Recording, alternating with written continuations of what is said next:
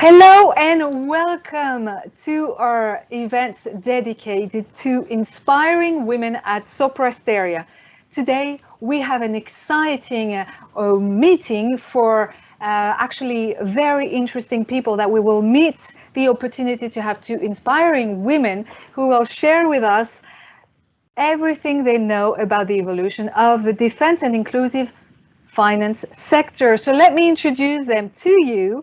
I will start with you, Sue-Ellen Wright. You are Managing Director, Aerospace, Defense and Security, and you are actually live from London in the UK. So thank you very much for being with us. And I have the pleasure to have somebody live in person here at the headquarters of Sopra Steria in Paris. Nelly Kambiwa, you are Financial Inclusive Director of Sopra Steria Banking, well, Sopra Banking Software, Yes. which is actually, you'll tell us more about, but which is part of the group. Yes. And thank you very much to both actually for being with us today. Dear audience, we are, of course, all together, and you're more than welcome to react and ask your questions to our guests throughout these live events. We will have a dedicated time to answer the questions later during the event. And you also have a transcription of what's happening live.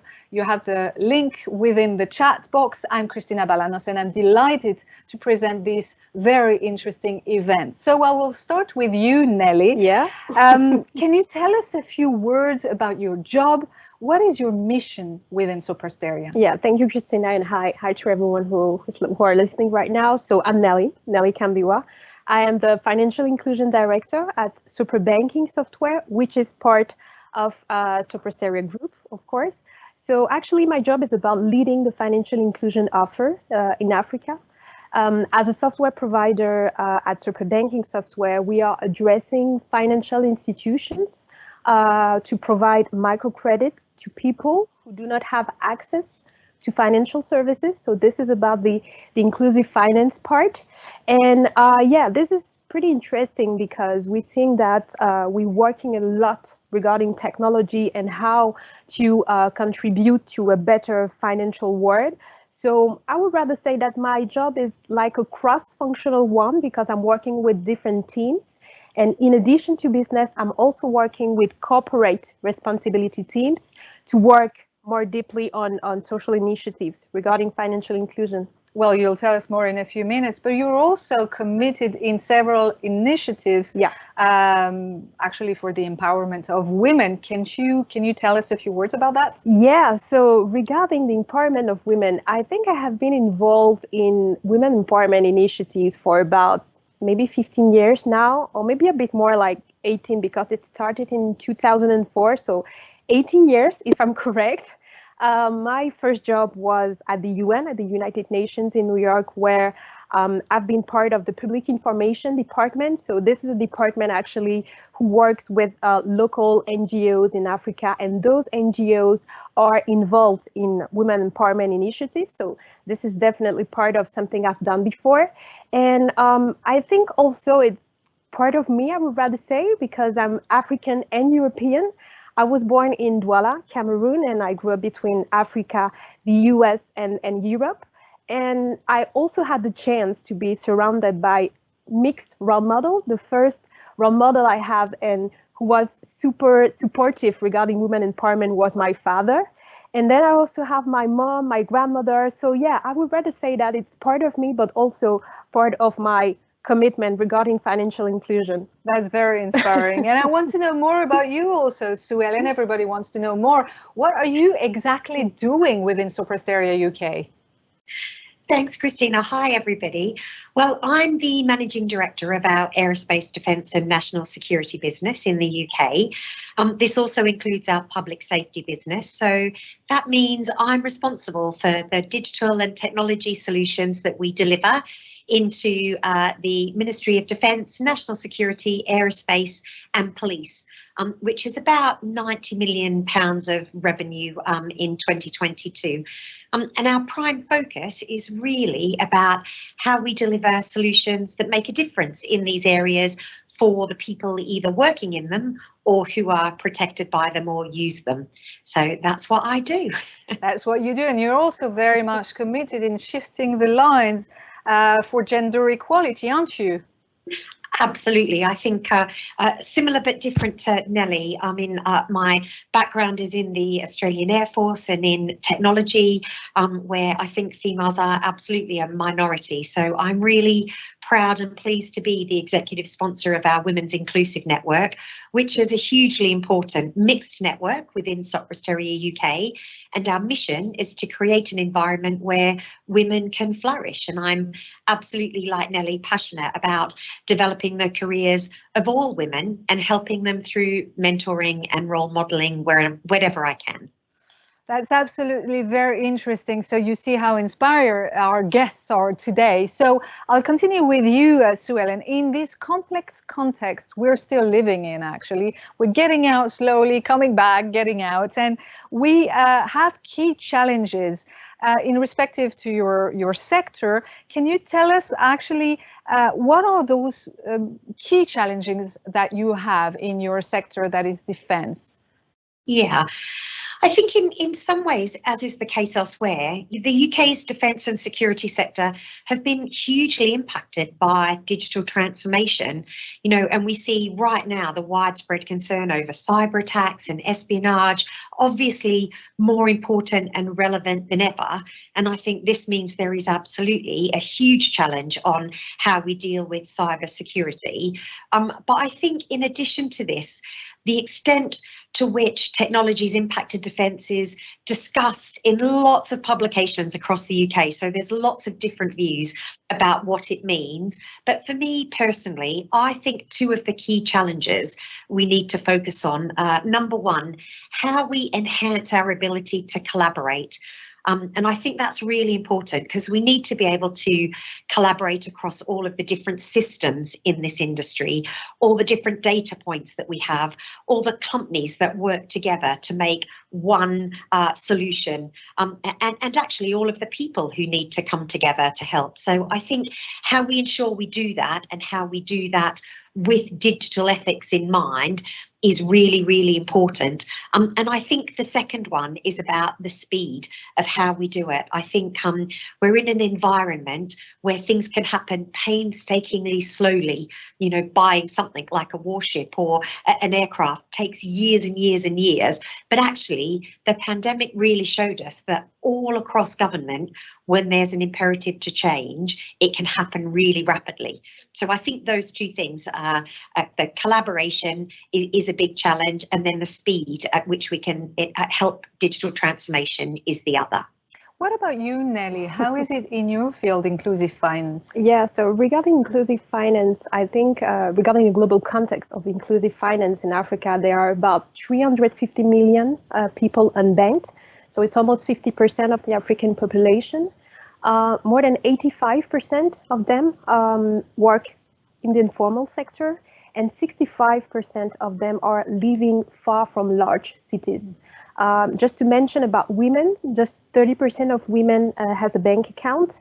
So all these figures actually clearly shows that there is a need to build an inclusive environment, accessible everywhere, thanks to technology, but also open to everyone. And this is actually a very, very important part to point out. But I think also what could be interesting is how to impact people's life thanks to technology. And I think this is also something that we definitely need to leverage on regarding inclusive finance. And you told me when we were preparing that there's a rapid actually development of tech in Africa. For instance, with the rise of fintechs or the use of mobile phones to lend money. So what are Sopra Steria's strengths in inclusive finance sector? Yeah, I would say three main strengths. I think the first one is the local presence. Sopra Steria Group, through Sopra Banking, has a local presence in Africa for over 30 years with different offices, Tunisia, Morocco, Senegal, Ivory Coast, where I was born. So local presence, just to be closer to our customers and partner, I think is a significant one. The second one, I think, will be technology, the innovation. We are a software provider and have a very strong expertise in core banking solutions with over 1,000 of dedicated experts. So I think this is also an important one. And the last one, I think this is a social impact. It's something that's really important to me, and how to change people's life. We're providing technologies to financial institutions. Those financial institutions are providing credit, microcredit to people. And actually those people can, create jobs, be financially independent, and actually has a strong impact on reducing poverty. So it's really strong and really impactful to be, part of a company and a group like Sopra Steria. And what about you, Sue-Ellen, in the field of defense, security, and policing? What are Sopra Steria's assets? Well, we have lots of IT and technical assets, which I'm sure you'd expect, but I think our people are our main competitive asset. We have almost 700 fantastic aerospace, defence and security sector employees, and I'm hugely proud of what they do every single day in a job that really does make a difference to defence and security and policing. And actually, Christine, it's not just me that thinks that. We hear amazing stories about our employees, I think, from our customers all the time. And one I'd love to share is that one of our defence clients recommended a Sopra Steria employee for an MBE, which is a member of the Order of the British Empire, so a hugely significant reward for the work that he did on high performance computing to assist the London School of Hygiene and Tropical Medicine with data modelling and analytics during the pandemic. So that's a really amazing achievement and accolade recommended from our customers. Well, congratulations, and I actually think that's amazing to have such an acknowledgement. And both you are working for the common good. So I'd like to ask you something more about your projects, Sue-Ellen. What are your key projects in Sopra Steria UK? Well, again, there's so many, but I'll share just one example. So at the moment, we're working on a really exciting partnership to help transform the control centre of the future for policing. So our ambition is to provide the police control centre operators with an enhanced ability to really focus on the citizen and their overall needs, rather than just the incident that they're calling about. And for us, that means providing them with data which is relevant and legitimate, but absolutely doing that in a really ethical way. So that's quite an exciting project that we're working on at the moment. And you have plenty of them, actually. I had to stop you and select one, but you have plenty interesting ones. You are both very inspiring, as we are all seeing now, but I would like to know, as women, inspiring women that you are, how do you see the position of women evolving in the sector in general? Nelly, to start with. Yeah, I think the position of women is changing and evolving on different way, but I would say especially regarding the mindset. Mindset change when we talk about work-life balance, I would say, because now women are more and more aware of the fact that they do not have to choose between their professional and their personal life. Actually, they can have both, and they can have both because more and more women are talking openly about it. So this is a first point. I think the other one is regarding the global situation of women. When we talk about this, we are seeing more and more women in leadership positions. We talk about the managing director for Aerospace and Defense as Sue-Ellen, but I mean also women that maybe do not want to have managing positions. So I would rather say that women who are in charge, because we talk about our professional life, but it's also important to point that we are also dealing with this charge in regarding the personal life as wives, sisters, partners, or even friend. We are already in charge. So I think it's important just to clarify that and, support women in order that they will be more and more aware about the opportunities they have regarding the professional sector, and that they feel, a bit more confident about this situation and this position. And we have multiple lives during one day, yes. single day. So definitely we have to deal with that, but more aware, as you said. Sue-Ellen, why is it important actually to have more women within the tech sector? Well, aside from exactly what Nelly said, which I love, by the way, Nelly, I think the diverse workforce is hugely important within the technology industry. I think even more so because we lack an equal gender balance, and we've got predominantly male leadership teams.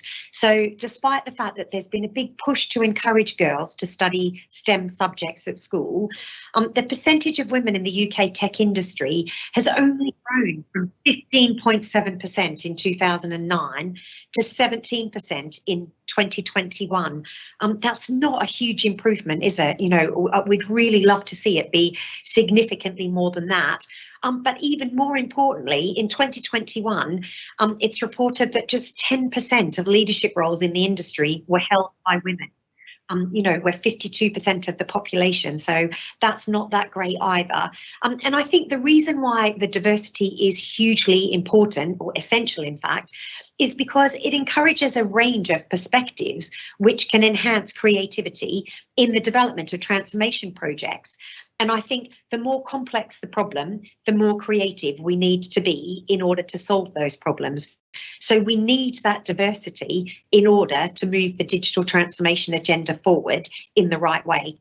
And you know, yeah, sorry, go ahead. No, that's okay. I was just going to say, actually, I love what I do. So the variety, the challenge, the whole sense of purpose, the tangible outcomes, you know, that really make a difference. So I know what I'm doing matters. And I would just say, if that's important to some of the fantastic females listening, then this would be a great part of the business for them to work in.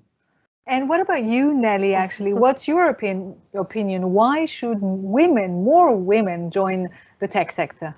I think women should join the tech sector maybe for three main reasons. First one, and Sue-Ellen mentioned about it, we need more women in the tech sector. Regarding France, it's just about 30% of women working in the tech sector, so we definitely have to do something with it. She also mentioned about STEM, you know, studies, and we of course have to do a bit more about it just to influence women and be able to, you know, apply for jobs, because there are tons of opportunities in the tech sector. I think the second one should be linked to innovation and how to boost innovation when we're designing solutions and services. I'm thinking about AI, for example, or machine learning, when we need to combine both male and women perspective in order to enrich this data and have, you know, a more inclusive solution and services to fit customers and partners' needs. And also the third one, I think that maybe should be linked to the confidence. I mentioned about it before, how to deal with it. And we need more women, but also to attract more women, other women. So it's about role modeling, how we can be able to leverage that part and make sure that we will be, you know, a bit more higher regarding the percentage when we talk about hiring women in the tech sector. And definitely, if you have more women actually in the sector, more women will want to join actually the sector. And what about you? I mean, both you decided to work in the tech sector. So why did you jump in and decided to join? And also, I'd like to ask you, you're working for Sopra Steria. So if there's one thing that really drives you working within Sopra Steria, what would it be? And I'll start with you, Sue-Ellen.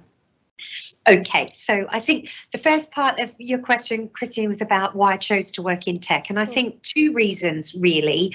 The first, because it's a hugely progressive industry where I could earn a good salary. So having transitioned out of the Royal Australian Air Force, that was important.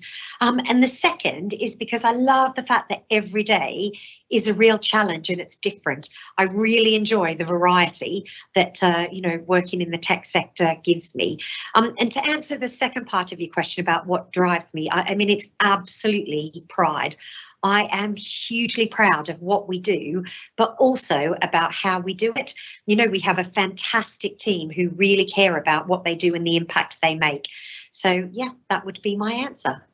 Wow, and Nelly, it's quite high level here. I totally agree about what Sue-Ellen said, because I'm fully aligned about this. But yeah, if I had to, maybe to make it short and simple, it's pretty much be part of a fast-moving, innovative, and multicultural company. I think this is something that I really care of, but also a company that is which is strongly connected to my inner values. So yeah, this is also maybe something that I really care about, and that is quite important to me too. Of course, Yeah. it does. It drives you. Yeah, of course. One last question to the both of you. We know that women and men are actually following us, but I would maybe focus a little bit for women here following us. If you had to say something to encourage women, students or professionals to join the tech sector, what would it be? I'll start with you, Sue-Ellen.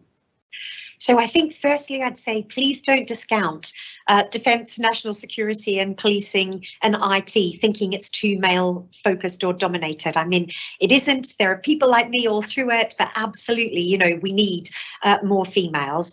I think secondly, I would say work for a company with a purpose, doing something you can be really proud of. I mean, honestly, it feels phenomenal to do things that make a real difference to society, you know, impacting the people you know and using the services that you've helped to design and support. So, you know, make sure that you work for a company with a great culture. And I think that means speak to the people in it, more than one of them, to get a feel about whether or not the organisation really does care about the people, the environment, the whole social values. And I think finally, and Nelly mentioned this earlier, be open to offers and make sure you really understand your value, because we know that 20% of less women look to move jobs than men. Women don't apply for new roles unless they're almost overqualified and can meet every single criteria that's listed in an advert. That's not necessarily the same for the majority of our male colleagues. So my advice is really find somewhere or someone to help you get the confidence to apply for roles which seem a bit of a stretch, and talk to your friends and colleagues. I think you might be surprised by their feedback, and come and join us anyway, because it's a hugely exciting and growing market. So all of those things. So do you agree with that, Nelly? Yeah, What would you say? What more? Of course. I would say maybe three things in addition to what Sue-Ellen said. First, be curious. I think it's super important to be curious, to, you know, challenge ourselves, looking for some networks, support system, role models there, because as she said, we have a lot of different opportunities, and especially among the Sopra Steria group. But I will also add someone connected to like a personal assessment, one that identify your whys. Why are you doing this? Why are you waking up every morning doing what you're doing? You know, finding the right balance between your professional and your personal life. It's something I think which is so important, because we are all facing to different situations, complicated situations, challenges in a certain way, and we definitely need to be strongly connected to our inner values and to our whys. So there, be curious and identify your whys. Very interesting. Well, thank you very much to both of you, and that's time for the Q&A. So let's check your questions, and thank you very much for participating. We have a first question for you, Nelly. I'm checking the computer now. Yeah. From Hamid, hello to you. How can inclusive finance concretely help African rural areas, sustainable development, human development, organic agriculture, handicrafts, small industrial units, trainings, etc.? Thank you very much. Well, that's quite a wide question. Yeah, that's quite a wide, but I will answer shortly. There are different ways to, you know, tackle the financial inclusion topic, but at the Sopra Steria group, I think technology would be the main topic that we're currently addressing when we talk about inclusive finance, and especially the different kind of use cases that we may have when we're talking about financial inclusion. For example, there are different levels of maturity. When we talk about digital, for example, in South Africa, is definitely not the same when we're talking about other countries like Egypt or even Cameroon or Gabon.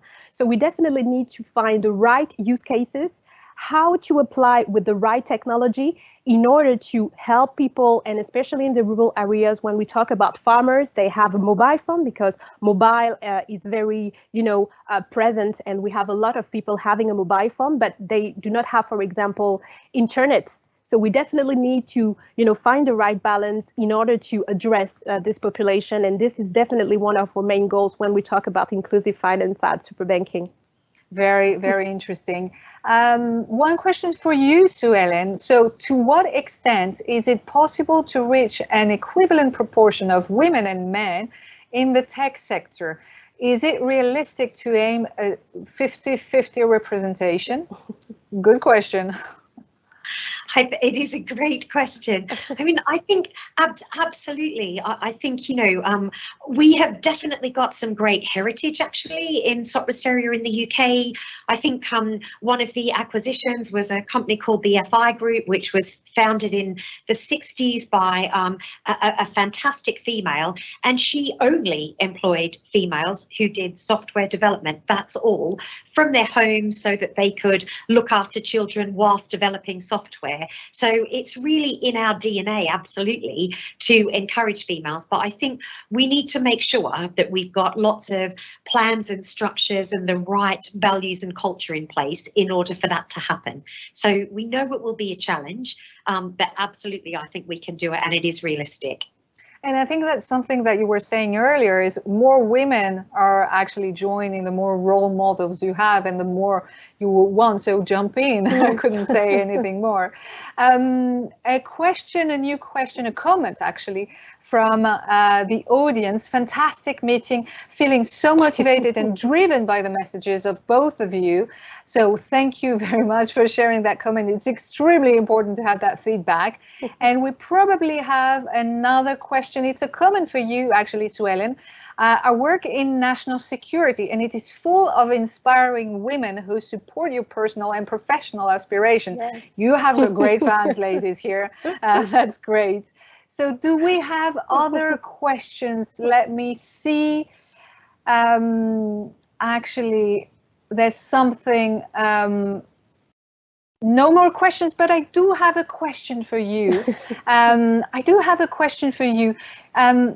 would it be? What is there a challenge when you work in a company such as Sopra Steria?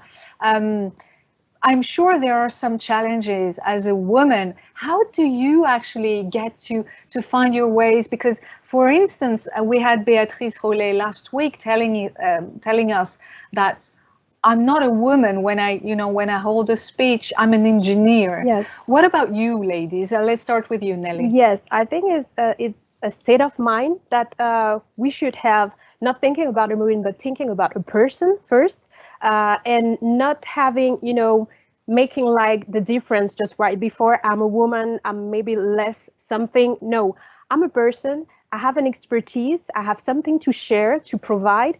And yeah, I think the confidence also, it's something that women should be working on a lot, just to be a bit more, happy and happy when we talk about the position and how we're dealing with this, in maybe imposter syndrome sometimes. So yeah, which is we're not seeing that much when we're talking about men, but we may see it. But yeah, regarding women is definitely something that we need to work on. Our confidence. What about you, Sue-Ellen? What do you think? I have only ever been treated professionally and with care, actually, the whole time I've been in Sopra Steria. So I think Nelly's point is absolutely right. I've just come in thinking I'm a female leader in the business. I bring all of my whole self to work, or my empathy, my multitasking, my leadership background and capability. And really, I've only ever had positive responses to it. In fact, the overwhelming positive response is when we're at our most authentic. So, I just always bring my whole self to work, share challenges that are going on in my personal life, and I think that's enabled some of the males in the business to be more themselves in the office and at work. So, yeah. It's very important what you're saying, because more men want also to take care of other things than work. Let's put it that way. Yes. Another question to both of you, which is an important one. You actually shared that a little bit earlier about inspiring. Which are the inspired women that you had? Let's start with you, Sue-Ellen, and we'll come back to you, Nelly. Well, I think in lots of different guises, you know, but actually one of my closest friends when I was in the military is now the Deputy Chief of the Army in Australia, and she is hugely inspiring and amazing to me. You know, I think she's phenomenal. I think Michelle Obama's phenomenal. There are just so many inspirational women, I think, all across history, and we just need to connect to those that we can learn and develop from. And what about you, Nelly? You talked about your mom, your grandmother, but any other figures? I mentioned about it. I had the chance to be influenced a lot by male role model regarding, you know, women empowerment. So I mentioned about my father, but of course my grandmother. She was really involved in education and women empowerment in Africa. So yeah, I grew up surrounded by those kind of role model, and that influenced me a lot.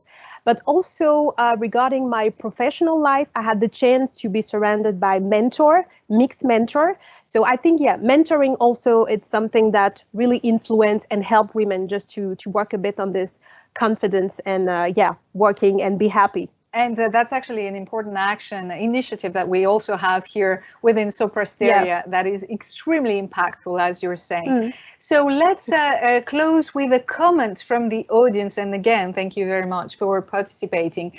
Kudos to incredibly inspiring women. Thank you for sharing. Wow, amazing. I'm just now in a situation where my eyes are open to choose what to work with for myself, and not because someone wants me to do something very important that you're saying. Actually, I'm awake finally, and this is spot on and so motivating. Thank you very much. You know, we're fulfilled. Thank you very much for sharing that. Sue-Ellen, mission accomplished. Well, we couldn't actually expect so much. So thank you very much. Thank you, ladies. Thank you very much for inspiring us. You actually heard the comments.